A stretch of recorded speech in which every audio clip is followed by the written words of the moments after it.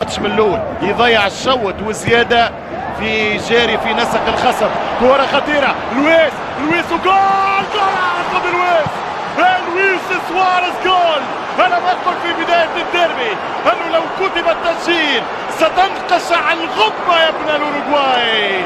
1-0 البيستوليرو بالمسدس، طلقه من 10 امتار، يقتنص الكره الغدار، يهرب الكره ويكمل بها مشوار قدام انصار غير الانصار، قدام انصار اسبانيول، ويسجل هدف بدايه المشوار نحو الانتصار. اسبانيول يخسر حاليا الرهان. كره هديه والهديه لا ترد مع قناص بحجم المرعب والرائع لويس سواريز.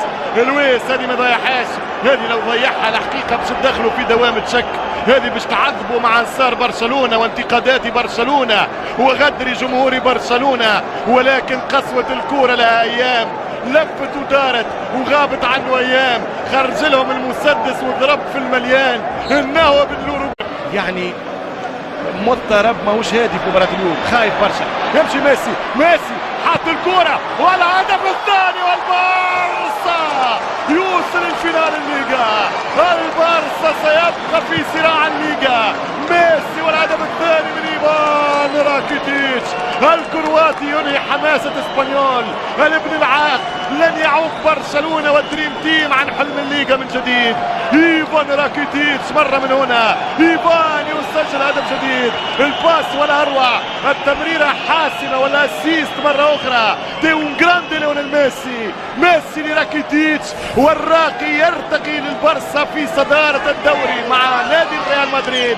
ولكن بلقاء منقوص الريال عمل كل شيء ليو، حط الكرة ميسي عمل السرعة القصوى النفاثة ليونيل ميسي، التورنادو او الكونكورد السريعة. مرة من هنا اعطاه باس شاتها كانها بينالتي ضربة جزاء لاسبوع ثاني على التوالي. راكيتيتش يتألق بعد الكلاسيكو، يسجل في الديربي. ايفان في نهاية سيزون متميزة جدا، اضافته واضحة. هنا القادم لوبيز، تمشي الكرة ليونيل ميسي والثالث الترسيرو ديل بولجا. ميسي يلعب كرة والدفاع يرتبط.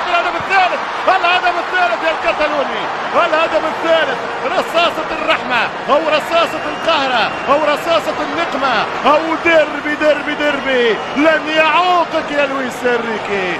3-0 للاف سي برشلونة. ليس نيمار يا ابن السيليساو، ولكن انه ابن الجار، انه الجار الاوروغواياني لويس سواريز في الدوبليتا. الثنائية الان غاب والان غاب، ولكن الان سجل 2. غاب يعني بين ظفرين، تعبير مجازي. لو لم يحضر الان ولم يساهم الان لا ما سجل الاس ولما انتصر الامسان ورفقاء الامسان. هربة والكرة في الشبكة. 3-0. تسألنا عن الثالث المرتقب، هل هو نيمار ام ليو؟ في الاخير عاود من جديد.